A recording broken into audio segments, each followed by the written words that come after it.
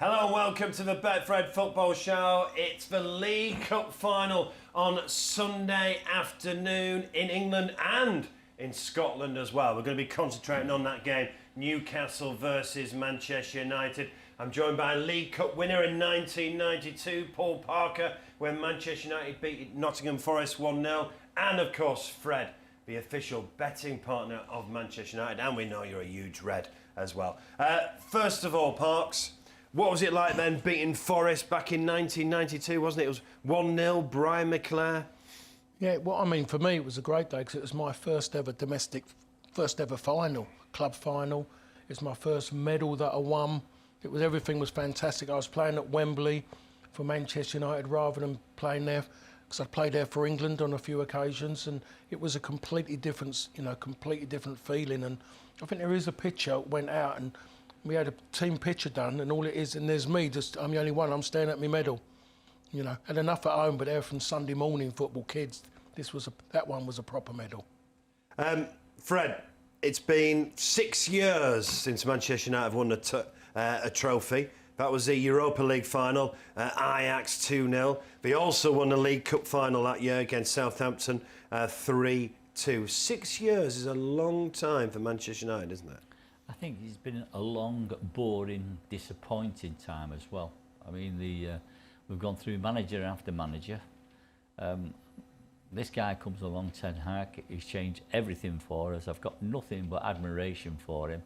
It has been a really tough time being a supporter of Manchester United. Last year, I missed more games than I've ever missed because I just didn't want to go to them. I was so disappointed with the way we were playing. We weren't fighting. And they bring this guy in, Ten Hag, and I said, me being a great judge as I am, it's going to take him 5 years to turn this club round, and what has he done? He's turned it round in 8 months. I've got full of admiration.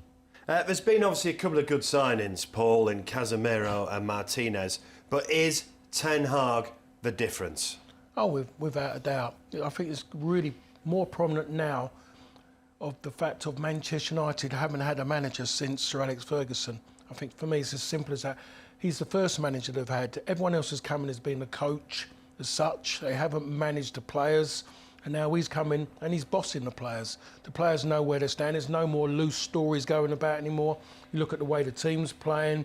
You look at the way you look at the players when they do what they do, and they give themselves high fives. You know, they're really in with it. And Casemiro has come in, and I remember one person come out and said he's only come for the money. You know, you look at his performances, and yes, we all love a bit of money, but he's there for the fight, and he's enjoying himself. That's the difference. When I talk to Casemiro, I look at Casemiro, I look at Varane, they're enjoying themselves, because Varane isn't missing games. He's playing in games and being in the winning mentality, and the fact of being at Old Trafford as well. You do not want to miss a game in this situation, because you're worried that you're missing out on the adulation, and it's a wonderful feeling. And has Ten Hag brought that discipline back to Manchester United? You played under Sir Alex Ferguson, and discipline, work rate were the key, weren't they? They were, but the boss actually implemented it. It was one of those things he implemented, but it was the players who actually laid it down, because the main thing in life is that, yes, your boss will have a go at you, but nothing worse than your teammates questioning you, and that happened. And you would get questioned as a player if you weren't pulling your weight. But Sir Alex Ferguson really laid that down just by the way he spoke. There weren't A4 bits of paper on the wall saying, don't do this, don't do that. It was just there, didn't need a rule book. And I think he's the same way, the whole way. His persona just says to me everything about, if you let this club down, there's only one thing that's going to happen, and that's a great thing to have. And Fred, the big difference I've noticed, like Barcelona, for example, going 1-0 down. Well, that could have been 2 or 3 last season, but at the game, you felt that Manchester United were going to get back in it. Absolutely. I mean, you look at the performances this year, they beat Arsenal, they beat Liverpool, they beat City. They can't do much better than that. They go and beat Barcelona after being 1-0 down. They never give up now. You know, one thing that this manager did do, or has happened to the club, Paul Pogba's gone. Because to me, he was a complete waste of time at 89 million, whatever we paid for him. Ronaldo's gone, because he spoilt himself with me. I think he's one of the greatest players of all time. he soured me against himself, the way he's performed and spit his dummy out. Jesse Lingard has gone. He was a rapper. That's all he was. I mean, really does. I get disappointed when I see all that sort of stuff. And what has he brought in? He's brought Casemiro in. Too old, they were telling me at the beginning of the season. He makes football look so simple. Martinez he's brought in. Too small. We get beat by Brentford. We got beat by Brighton the first 2 games of the season. They drift out, and what was happening there? The press was saying the manager's under pressure. To me, this manager's done a fantastic job. We could beat anybody on our day.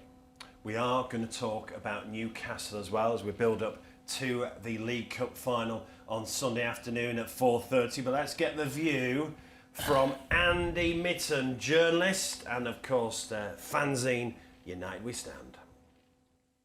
United will hope that the victory over Barcelona gives momentum going into the final. The nightmare scenario, apart from being defeated to Barcelona, was the game going to extra time and penalties. That didn't happen. I think it was a significant win against the Catalans for the manager, for his staff, for the players, for the fans. It's like we can beat a big team in Europe now. And that will really help their confidence. I'm just told by all the different people I speak to when I do my job that that was a significant win. And if you can carry that momentum through to Sunday's final, everyone's on a high, which they are, then suddenly the intensity of the games, which is very high at the moment, becomes less of an issue. So I think defeat against Barca would have been a big blow, but going into the game, still in Europe, still in the FA Cup, chance of winning the EFL Cup final. These are the moments you live for as a fan, and also for the players. I saw a lot of the players after the game last night. They weren't unhappy. They were all smiling. They're loving this, and it's been too long for Manchester United. Views from Andy Mitten, and we'll hear from some Newcastle fans a little later. Right, Manchester United obviously the favourites for this, with double delight and hat-trick Kevin on first goal scorer bets for this game as well. Right then, Fred, it's been 10 years since Sir Alex Ferguson retired. Do you now honestly feel they are finally going in the right direction? Absolutely. I mean, it's when you go to the stadium now, the atmosphere is completely different as it's been over the last few years. You just want to be there. And I was saying to Paul, you don't want to miss a game anymore. Last year it was difficult going to the games because it was boring. They weren't fighting, and I'm really looking forward to this game on Sunday. I mean, I think it's going to be a really good game. And I would say to you, I love the Newcastle fans. They're as good as us. They're one of the big clubs, in my opinion. Not won anything for 5 centuries, but they're going to win something, or they've got a chance of winning something on Sunday. It's going to be a good game.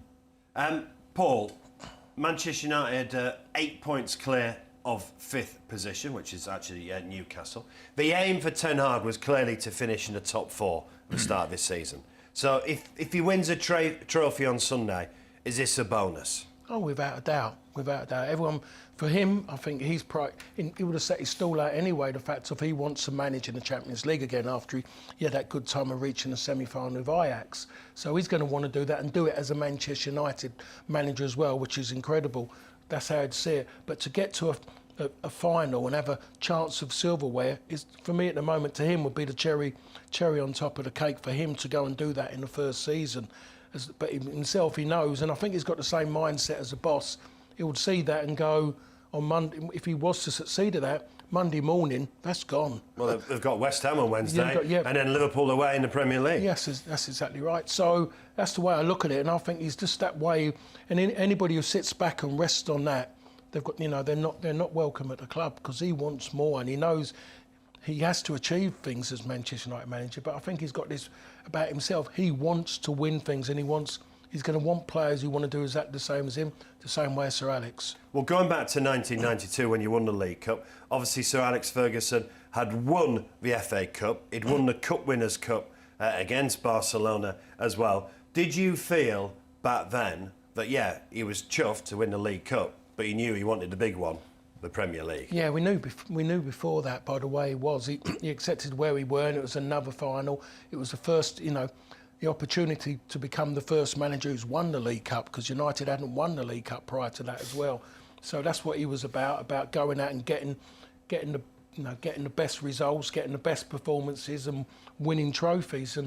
But even then, when we did go and win it, the priority then was the league. And as you know, history says that we failed, and we did. We lost our way in the end, and that come down to experience. Really, we can talk about injuries, but experience and how to deal with pressure cost us in the end. But you did it the next year, didn't you? Yeah, well, that was it. That was a spin-off of Thanks to probably the disappointment and experience of 1992 and Leeds winning the title. That's right. But then when you look at it, I think we played 5 games in 18 days, if I remember rightly as well. And that's the bit we couldn't get over. You've got to remember as well, there was a lot smaller squads then as well, and you got on with it. There was no moaning about being tired. You had to get up and get on with it, which we did. And, and we just failed in that reason. We lacked a bit of depth. Well, it comes down to, and that's not being disrespectful, but if you look at the way football is now to what it was then, United, even everyone, talk about the biggest club in the world financially, we couldn't go out and have players of a certain category sitting around doing nothing.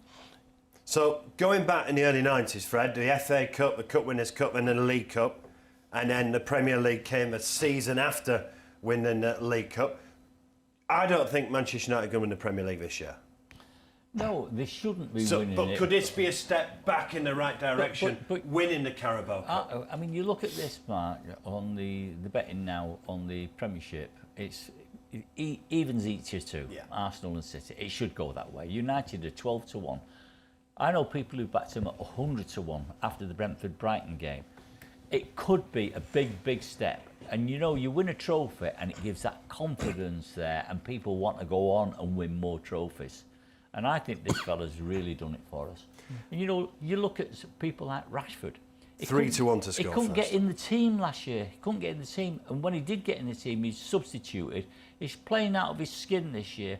You look at Luke Shaw, for me, the best season he's ever had at Old Trafford under this manager. Under Jose Mourinho, he couldn't get in the team. He wanted him away from the club.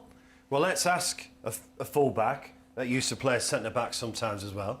What have you made of Luke Shaw this year, then? He's been outstanding, hasn't he? First of all, I was too small to be a centre-half. You sometimes played centre-half, well, no, I played it for 4 years at QPR, and I played it for 2 years prior to that when I was at Fulham in the 3rd Division, so someone saw something.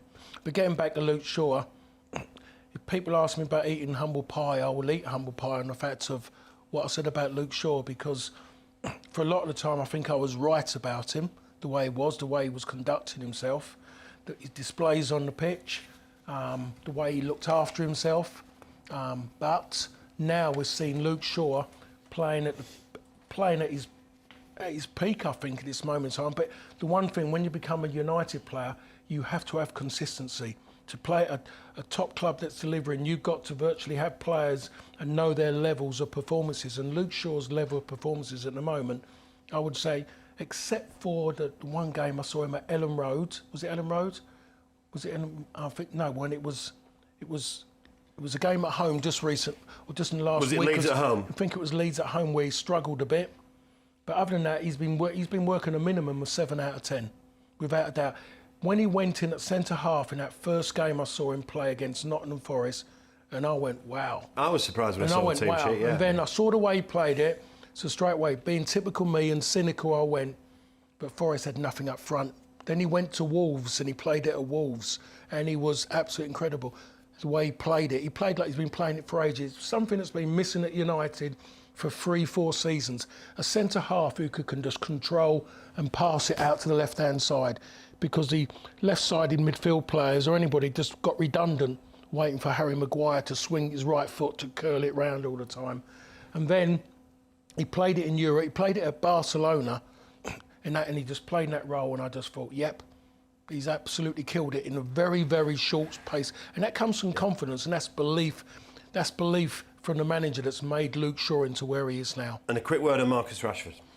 Well, he's just become an incredible goal scorer.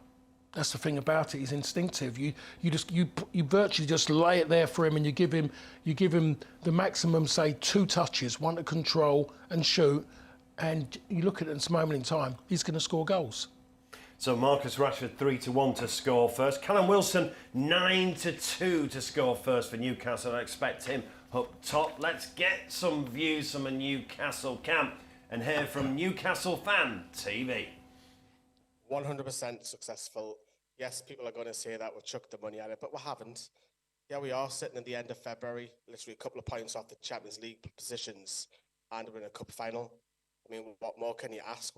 There's a curve, and we're ahead of that curve by at least a couple of years. Nobody in the world expectations would have us sitting in the cup final and sitting literally fighting for Champions League place already. Yes, maybe in a couple of years' time when the squad's improved, but you take a look at where Newcastle are, and a lot of people, opposition fans, when we come up against them, they're pointing the finger at some of our players like Bruno Gomes or Callum Wilson, or, they're talking about Nick Pope or Kieran Trippier.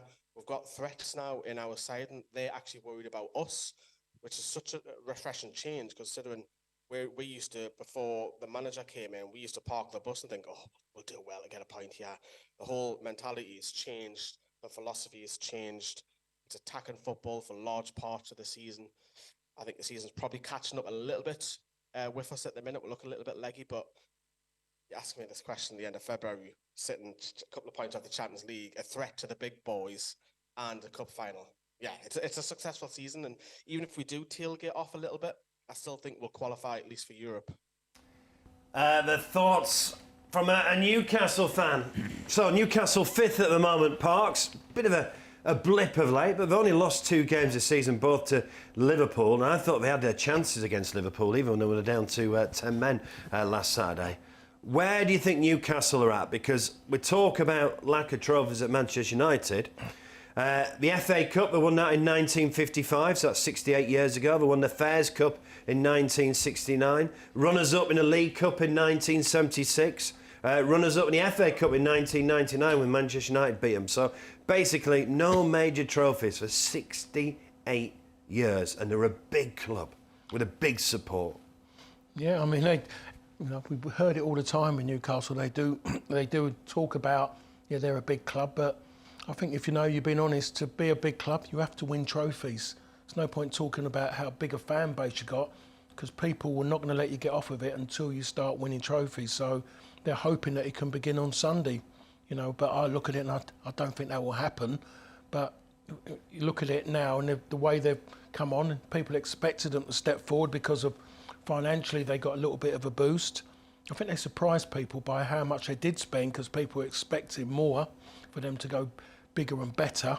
But I think they've done it in the right way. They've used players that, or I should say players are playing who are playing again another level above where they were before under Steve Bruce. So you have to say that Eddie Howe has done really well with those players, because he's reinvented a few of them.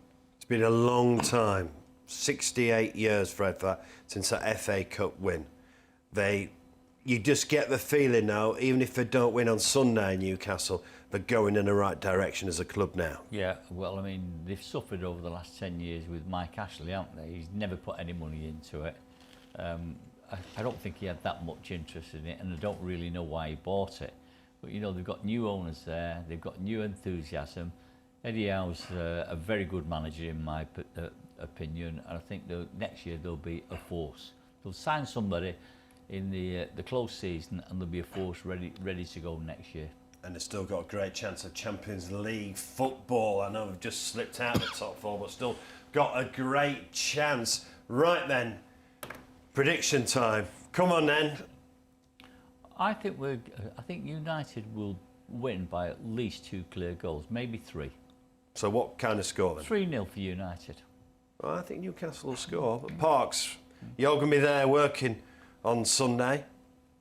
I'm going to go with, I like the idea of what Fred's saying about the deficit between them, the 2 goals. I'm going to go 3-1. 3-1 Manchester United? Yes, without a doubt, yeah. And obviously Manchester United still in 4 trophies. They're not going to win the Premier League, in my opinion. How many of those 4 trophies can they win then, Fred? They can win 3. They can win 3. What, the 3 cups? Yeah. The Carabao Cup, the FA Cup, Europa League? Yeah.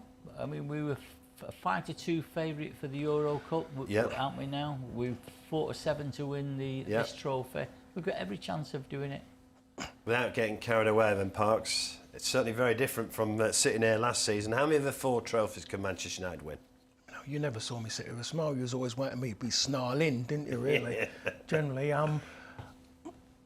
See, I like the idea what Fred's saying there with 3 of them, to be perfect honest. I like that So is idea. this what Ten Hag's done? Put smiles on people's faces? Oh, without a doubt. He's clearly put the smiles on players' faces as well. Yeah, hasn't he? he's that... Sorry. Go on, Fred. I just mentioned to you, before the season started, I spoke to Alex Ferguson and he said to me, the players like this manager. That was before we kicked a ball this year, he said the players like him. And that helps as well. You've got to put the discipline in there and you've got to be the boss. But it helps if you pick players like you. Yeah. Right, we're running out of time. I still want to talk about the Scottish League Cup final. Just quickly go through the Premier League fixtures. Right then, tonight it's Fulham versus Wolverhampton Wanderers. Your old team, Fulham, are 6th. Prediction? After watching them at Brighton last week, and they did a bit of a smash and grab at Brighton, I'm going to believe they're at home, they're going to be better. I don't know if Mitrovic's going to be fit because they're touch and go, but even then, I think they'll still win. They'll beat Wolves 2-0. West Ham and Nottingham Forest. This is a huge game for West Ham, isn't it? It is, yeah. Everyone around me is just, at the moment... I know you're surrounded by West Ham supporters it's where just, you yeah, live. they are absolutely down. That, you know, it was sacked. They wanted the manager sacked before the World Cup, which I thought was madness at the time. But you look what's going on. He's just got to really, David Moyes, go out there and change it. After what they've done last weekend at Tottenham, if he does that at home against Nottingham Forest, they're going to go absolutely ballistic, the fans. But this is the kind of... I'm going to stick my neck out and say West Ham will win 2-1. Fred, Leicester City, Arsenal. I know they got beat by Man City. But they're still getting results, aren't they? Good result of Villa after going behind as well. But I think Leicester's come to a little bit though. I mean, they did no good against us last week, but I think Weren't bad the first half. That's what I was just going to say. I think we were flattered to win 3-0.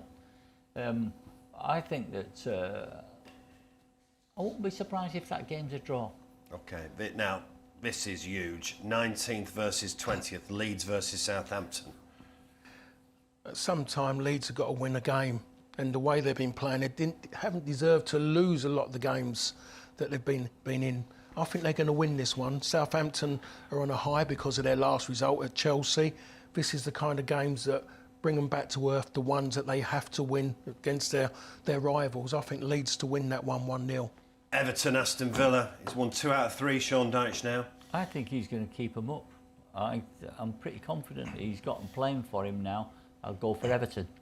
And the 5:30 game is Bournemouth, Man City. You'd expect City have been a bit lacklustre on the travels. They've been inconsistent, but I can't see Bournemouth troubling them at all. I don't know what price we are. City on. It's got to be City so about good. 2 to 7. 2 to 7. Well, that tells you, doesn't it? You've got to put your money on City. And as a 7:45 game, Crystal Palace, Liverpool. There were so many mistakes against Real Madrid, wasn't there? There was, but that's been going. That's the way their season's been. Even though everyone was talking about their main players all coming back, you're looking at a point where they just need a clear out, change it a little bit, and more appetite. They are lacking appetite. Van Dijk isn't a player everyone wanted him to be. The goalkeeper, too many mistakes now.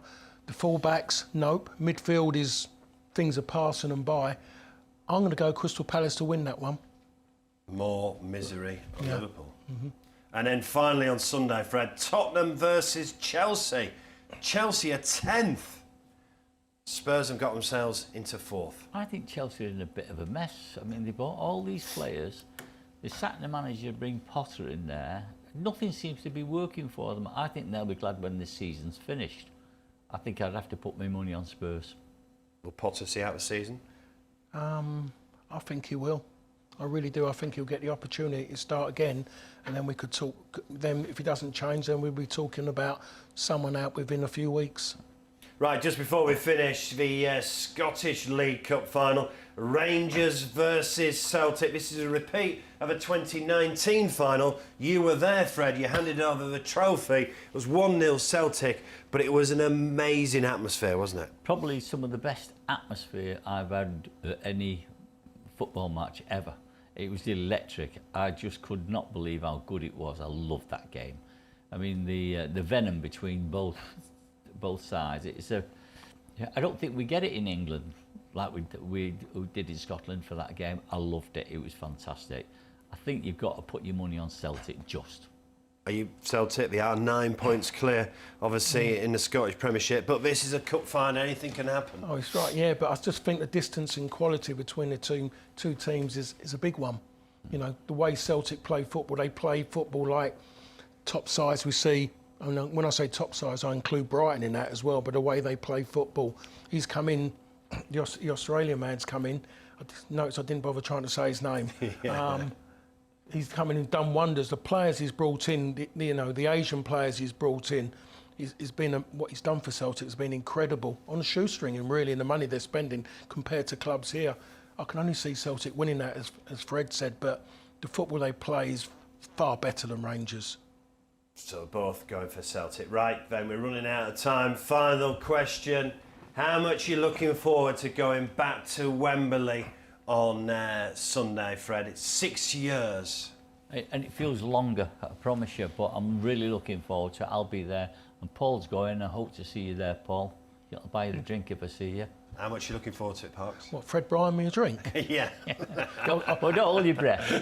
How much are you looking forward to it? Actually going and actually, thinking they've got a proper chance as well, because it has been tough the last 2 or 3 years covering Manchester United for you, hasn't it? Yeah, it has been. It's when you're there and you're being called out as someone who's bitter for hating the club, and the way I'm talking, but I'm saying the truth. They're not playing well. I'm not going to wear rose-tinted glasses if United are playing poor. And you work with the best, Sir Alex Ferguson, and is this the nearest they've had to Sir Alex Ferguson so far? Oh, 100%. I said done something last week, and the game in Barcelona was the best performance I'd seen from a United side for 9-10 years in a European game. It was one of the best, and haven't had that. Even winning the Europa League under Jose Mourinho doesn't get in there. Getting to it was lucky in a certain way. Basel at home, very fortunate, a great save from David De Gea. So it was great to see United competing in Europe up against another great force in Barcelona. So I'm looking forward to it. I'm looking for United to win, because then to do that it'd be misery if they didn't go and win that game for me. Don't get him started on Mourinho. We haven't got enough time. Hey, they could play Mourinho, couldn't they, in the Europa League, but they've got Real Betis in the last 16. Gents, thanks for joining us. Enjoy the football. So we've got the League Cup final in Scotland and that huge game at Wembley at 4:30 on Sunday. Be lucky.